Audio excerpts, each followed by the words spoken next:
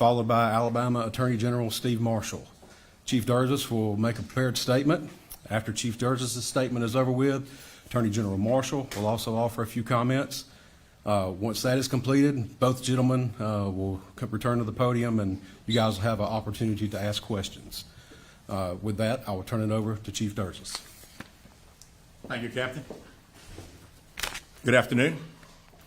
Earlier today, Hoover Police detectives obtained warrants for the arrest of Carlee Russell through the Hoover Municipal Court for her actions related to faking her kidnapping and subsequently making false statements to detectives as they investigated this case. Her decisions that night created panic and alarm for the citizens of our city and even across the nation as the concern grew that a kidnapper was on the loose using a small child as bait. Numerous law enforcement agencies, both local and federal, began working tirelessly not only to bring Carlee home to her family, but locate a kidnapper that we know now never existed. Many private citizens volunteered their time and energy into looking for a potential kidnapping victim that we know now was never in any danger. This story opened wounds for families whose loved ones really were victims of kidnappings, some of which even helped organize searches in hopes they could find Carlee's alive so her family would not experience the pain and suffering that they felt when their loved ones never returned home. As we know, actions can have consequences, and that's why we're here today. This afternoon, Carlee Russell, with the assistance of her attorney, turned herself into the Hoover City Jail, where she was arrested for the following charges: false reporting to law enforcement authorities, Class A misdemeanor, $1,000 bond; falsely reporting an incident, a Class A misdemeanor with a $1,000 bond. Each of these charges carry up to a year in jail and potential fine of $6,000 upon conviction. Ms. Russell was released from jail after posting bond. We initially presented this case to District Attorney Lanice Washington, who agreed to handle prosecution through district court. After consulting with the Circuit Court of Jefferson County Bessemer Division, the case was referred back to municipal court for charging because the only applicable charges were misdemeanors. Judging from the amount of phone calls and emails that we've received from people all over the country, I know many are shocked and appalled that Ms. Russell is only being charged with 2 misdemeanors, despite all the panic and disruption her actions caused. Let me assure you, I too share the same frustration, but existing laws only allow the charges that were filed to be filed. I can tell you that I will be contacting our state legislatures on behalf of law enforcement in Montgomery and asking them to look at this law applied to these facts and urge them to add an enhancement to current legislation when somebody falsely reports kidnapping or another violent crime. Because of the attention this case has garnered, we've requested Attorney General Steve Marshall's office adopt this case, and they've agreed to do so. The Hoover Police Department wants to thank everyone that assisted us from the beginning and continues to assist us in this case as we work its way through the criminal justice system. Joining me at the podium today is State of Alabama Attorney General Steve Marshall.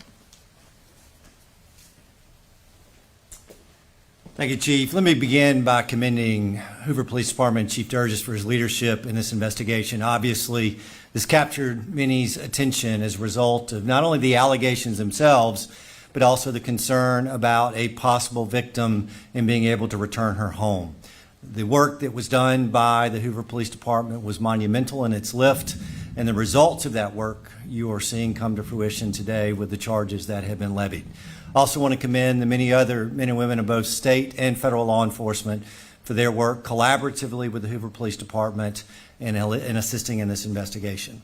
Chief, appreciate the opportunity to be able to partner with you in this prosecution. We will dedicate a team to be able to help the city of Hoover in handling these 2 individual charges and look forward to bringing this case to fruition. One thing I would add is that we don't see this as a victimless crime. There are significant hours spent, resources expended as a result of this investigation.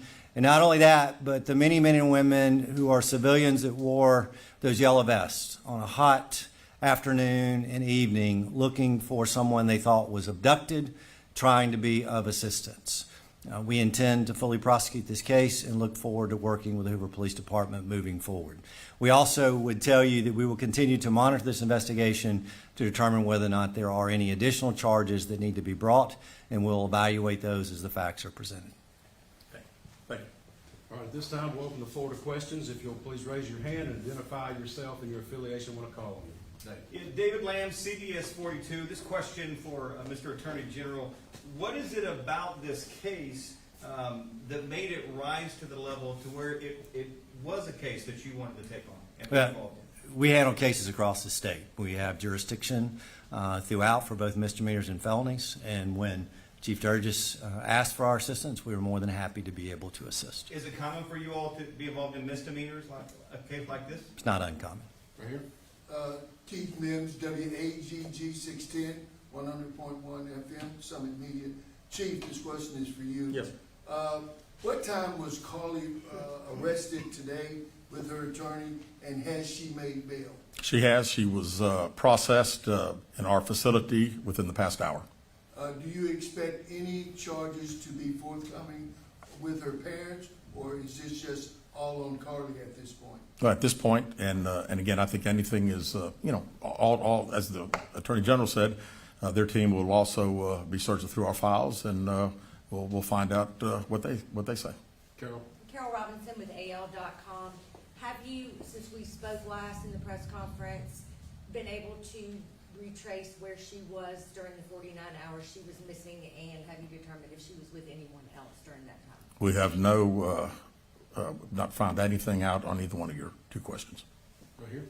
Valerie Bell, ABC 3340 News. Has there been any decision about a possible civil suit against Carlee and or her family?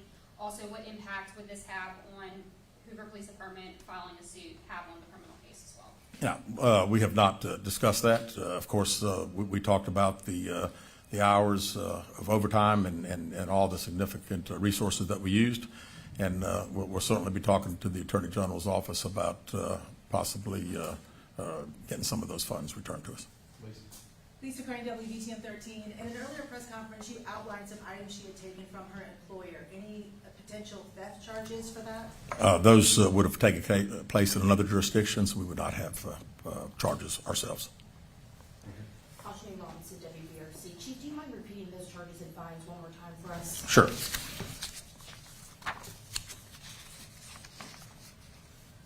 False reporting to law enforcement authorities, Class A misdemeanor with $1,000 bond. Falsely reporting an incident, a Class A misdemeanor with a $1,000 bond. Chief, I know you mentioned this the last time we were together. Just wondering if you have any update on an idea of the cost that the Hoover Police Department expended in those 49 hours Carlee Russell was missing. And one final question, do you at this point have any more information if Carlee Russell acted alone or anyone helped her? Yeah, we have not finished, obviously, the 49 hours. We've been certainly busy since her return, so I still don't have a total on that, and we don't have any idea where Carlee Russell was for 49 hours. Right here. Keith Mims, WAGG 610. Chief, let me ask you this. Going forward, there's been a lot of concern in the community as per young black and brown females being reported missing. Would Hoover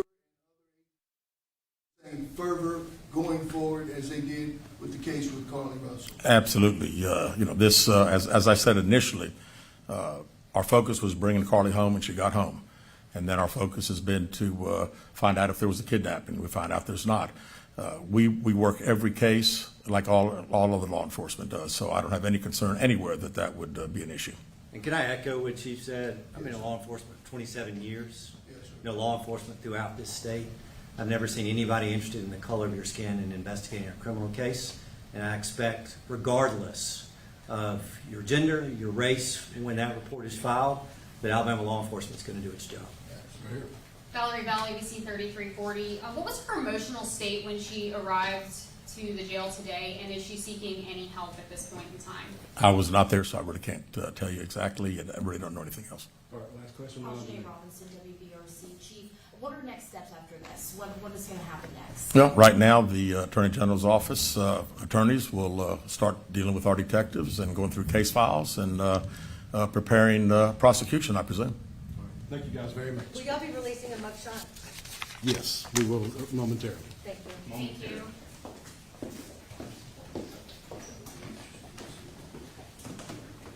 All right, so a lot to pick up there, but certainly confirming the news we've been hearing most of the morning that Carlee Russell, the big news is now facing 2 misdemeanor charges in this case, filing a false report to law enforcement and falsely reporting an incident, $1,000 bond. In each of those, she has already bonded out and is free. We have team coverage, including Liviana Camis at the jail and Anjanae there, as you heard in the press conference. And with each of those charges, they face up to a year in jail and an up to $6,000 fine. And one thing the chief made a point of was he's hearing a lot from people, not just here in our community, but from all over the country, that she is only facing misdemeanor charges. And he made a point to say that he shares those same frustrations, that people are shocked and appalled. He agrees. Yeah, that's the immediate, of course, outcome of this is that Carlee Russell has been charged and now is facing a court case. But as you pointed out, the longer term impact of this, and you can see perhaps the significance of this by the fact that the Attorney General's office is going to prosecute what is basically a minor misdemeanor case. As much as minor in the court system is not minor to anybody involved in the case, but for misdemeanor charges, these are relatively small in terms of the potential outcome. But the Attorney General's office itself is going to prosecute that, perhaps because of the impact this case has had publicly and now may have on policy in terms of changing state laws as to the penalties for something like this. And Chief Durzis, who is well connected certainly politically, as is the Attorney General, have both said they're going to make this an issue next session. Yeah, they said they're going to be lobbying to urge for an enhancement in a case specific to this because this case really opened a lot of wounds for people. He made a point to this to say so many people came out. They don't see this as a victimless crime, and made a point to highlight, he didn't mention her by name, but of course he's speaking about Angela Harris, Anaya Blanchard's mom, who organized the search party on this Saturday after she was reported missing. The quote, he said, "This story opened wounds for those whose loved ones really were the victims of kidnapping, some of whom helped in that search." Of course, that was Angela Harris, who we know helped sort of spearhead that effort in those first hours after Carlee went missing. Anjanae Robinson in the room for us, got a couple questions into Chief Durzis today. Anjanae, your first takeaway, I suspect, is perhaps how many big folks were involved in this today.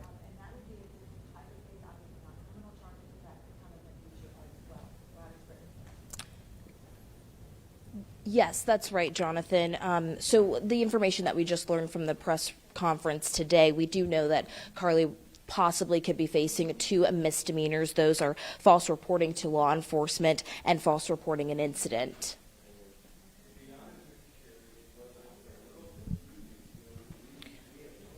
Okay, Anjanae, we may be having some audio difficulties there. We'll make sure she has the connection with us. But as she said, those 2 charges, 2 misdemeanors is what Carlee Russell faces, and we know she's now bonded out and back out of jail very quickly today. And we do know that the Attorney General, Steve Marshall, is going to be handling this case moving forward. One of the things Anjanae did ask the chief at the end is what happens next? Yeah.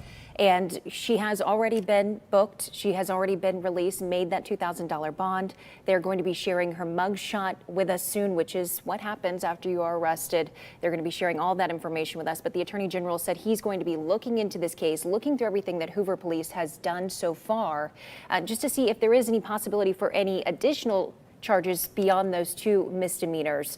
Anjanae, what else did you find out during that conference?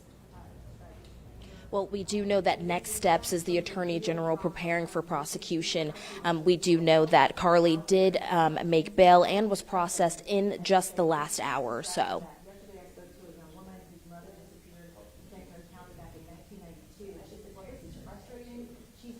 Anjanae, thanks so very much there inside the courtroom for us. We may be able to pull Liviana Camis in a moment, who is at the Hoover City Jail where Carlee Russell did turn herself in, we understand, with her parents about 12:40 this afternoon, quickly bonded out. She has Emory Anthony, the noted criminal defense attorney who has been working with her in this case, sort of handle the negotiations with police, obviously, to sort of get this done in a quick fashion. And we just heard from Emory Anthony yesterday asking him to, he was at the courthouse, but with a different case. He's a busy man. But we asked him, you know, what's going on with Carlee Russell's case. He said he would be notified if she was charged. We asked her how she was doing or what is her mental state right now.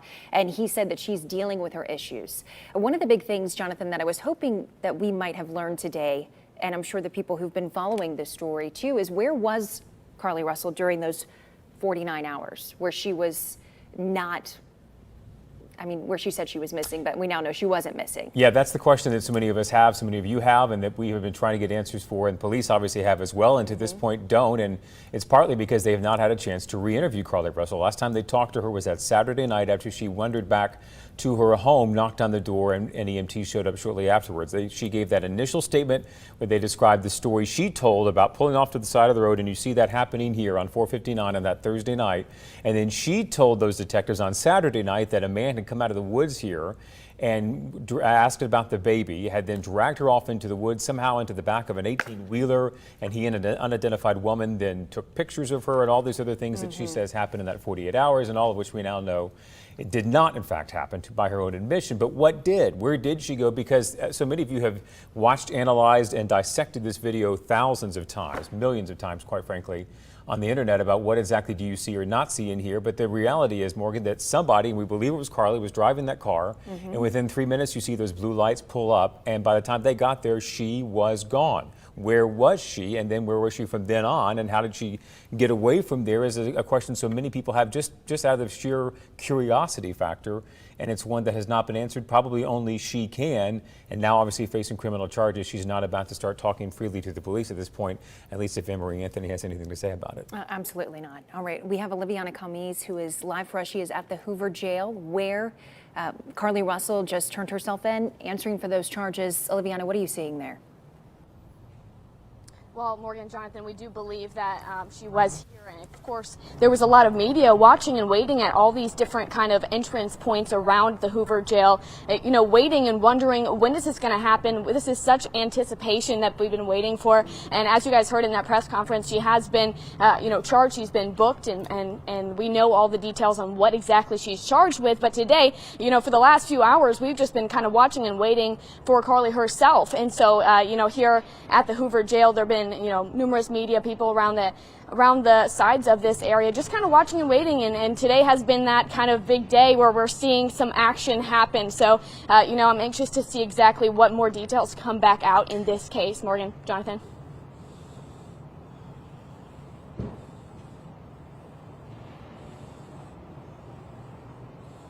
All right, Oliviana, thanks so much. And again, as Oliviana sort of pointed out there, much to the frustration of those of us who have been planning for this day in terms of coverage, they were able to bring Carlee Russell in through a side entrance, we understand, get her booked and processed, and then released on bond. So everything was done legally, of course, but it appears that they were able to escape the view of so many of not only our cameras, but a lot of cameras there trying to catch that moment today. And when you're speaking of frustration, one thing that maybe this stood out to you, but for the past 3 news conferences, we've seen the chief kind of progress in his feelings about this case. Yeah. And for the first time today, really saying frustration, feeling that shock, the outrage of not being able to charge more. He's taking action now because of this to go down to Montgomery to lobby if this were to happen again.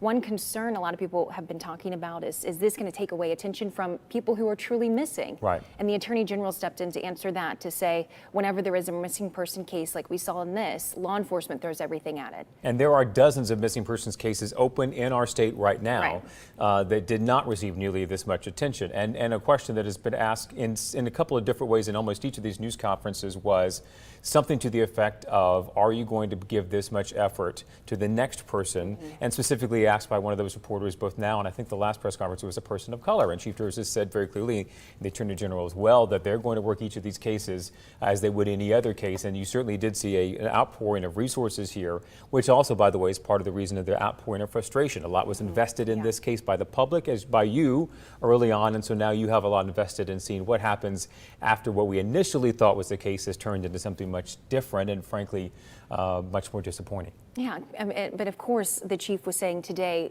they're just thankful we're not here talking about a woman who is missing. Yeah. And all those resources and the little baby that she said was missing there too. So it's been an emotional case, I think, for everyone involved, and especially the families who do have children who are still missing and those who have lost a child in a situation like this. Today is not closure, but it's certainly a big step along the way in this case in terms of actually having something legally happening now, and a court case we, of course, will be tracking very much for you. And also, it appears, a new lobbying effort to give you an idea of how frustrated the chief is. They're going to invest in political capital and trying to get some laws changed because of this, and the Attorney General himself is going to be helping prosecute this case. If you have any idea how much attention and significance this has generated, that should tell you a lot. And so as our attention turns to the rest of the evening, you can track this case for us. We should have Carlee Russell's mugshot soon. It'll be on our WBRC News app as soon as we do. And we'll give you a push alert when we get that. And we will have continuing coverage of the story and much more. Our next newscast starts at 4 o'clock. This has been a WBRC Breaking News Alert.